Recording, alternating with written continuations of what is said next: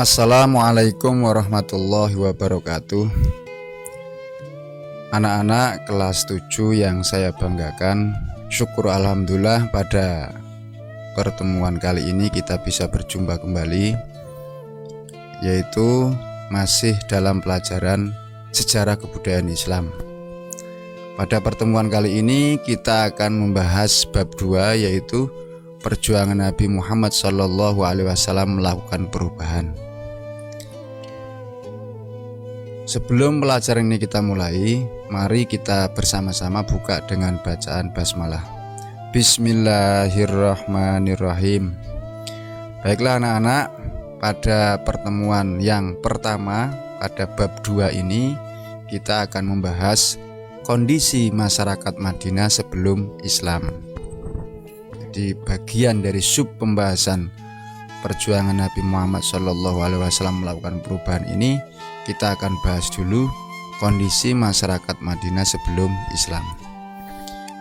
Indikator yang mesti kalian capai pada pelajaran kali ini yaitu pertama, kalian harus mampu menjelaskan kepercayaan masyarakat Madinah sebelum Islam.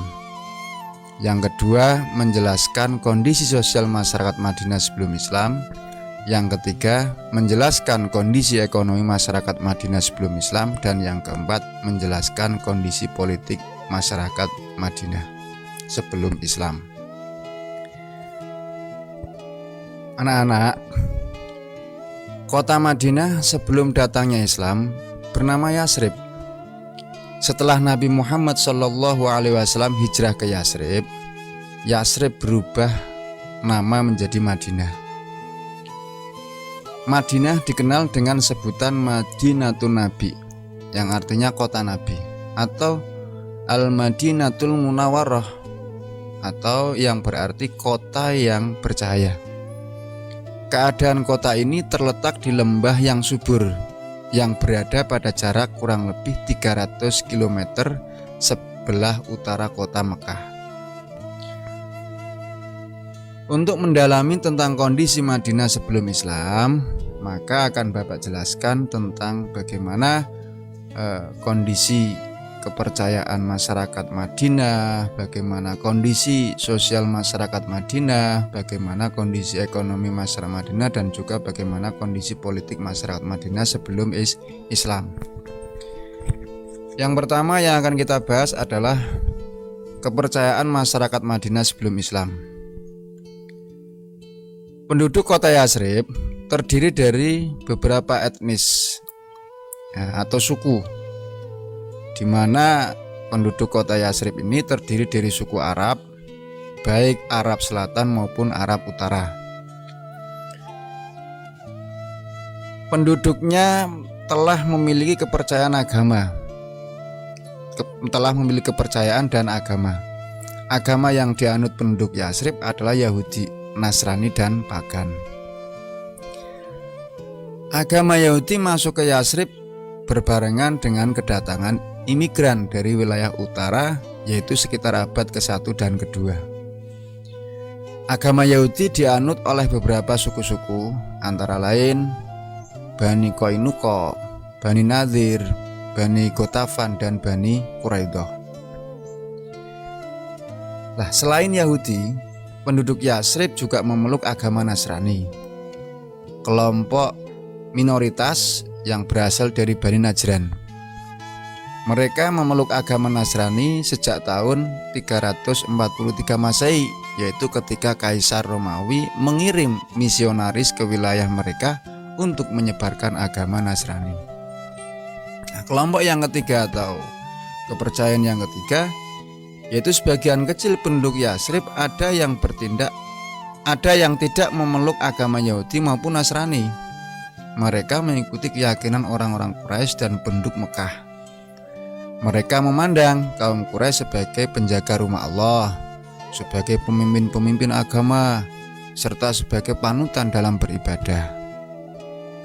Agama mereka dikenal dengan paganisme, yaitu kepercayaan kepada benda-benda, kekuatan-kekuatan alam, seperti matahari, bintang-bintang, patung, dan sebagainya. Mereka menyembah kekuatan-kekuatan alam. Mereka hidup sesuai dengan tradisi warisan nenek moyang mereka. Praktek peribadatan mereka bertentangan dengan agama Yahudi, Nasrani. Karena itu sering terjadi perselisihan dan keributan antara mereka dengan pemeluk agama Yahudi. Kemudian kondisi sosial masyarakat Madinah sebelum Islam. Ya, jadi kondisi sosial masyarakat Madinah sebelum Islam. Kota Yatsrib memiliki dua kebudayaan, yaitu kebudayaan Arab dan Yahudi. Pada awalnya, kedua bangsa tersebut berasal dari satu rumpun bangsa, yaitu ras Semit, ras atau bangsa Semit yang berpangkal dari Nabi Ibrahim melalui dua putranya, yaitu Nabi Ismail dan Nabi Ishak. Mereka berkembang dan menyebar sehingga memiliki kebudayaan tersendiri. Bangsa Yahudi dan bangsa Arab merupakan bangsa pendatang di Yatsrib. Bangsa Yahudi datang ke Yatsrib karena situasi politik akibat penjajahan Romawi. Mereka menghindari bangsa Romawi yang ingin membunuh dan menghancurkan mereka, karena bangsa Yahudi dianggap sebagai pemberontak. Mereka kebanyakan berasal dari wilayah utara, datang ke Yatsrib diperkirakan pada abad ke-1 dan ke-2. Nah, sedangkan bangsa Arab datang ke Madinah itu karena bencana alam akibat hancurnya bendungan Ma'arib atau Mihrab yang dibangun pada masa kerajaan Sabak. Mereka datang ke Madinah diperkirakan terjadi pada tahun 300 Masehi. Kedua bangsa tersebut berkembang menjadi beberapa suku dan kabilah. Nah, di antara kabilah-kabilah itu antara lain yang pertama yang berasal dari bangsa Arab, yaitu kabilah Aus dan Khazraj. Nah, nama Aus dan Khazraj ini berasal dari nama dua orang laki-laki kakak beradik. Mereka berasal dari salah satu kabilah di Arab Selatan. Ya, suku Aus dan Khazraj ini berasal dari satu suku besar di Yaman, yaitu suku Azd. Keturunannya terpecah menjadi dua kelompok yang saling bermusuhan dan berperang.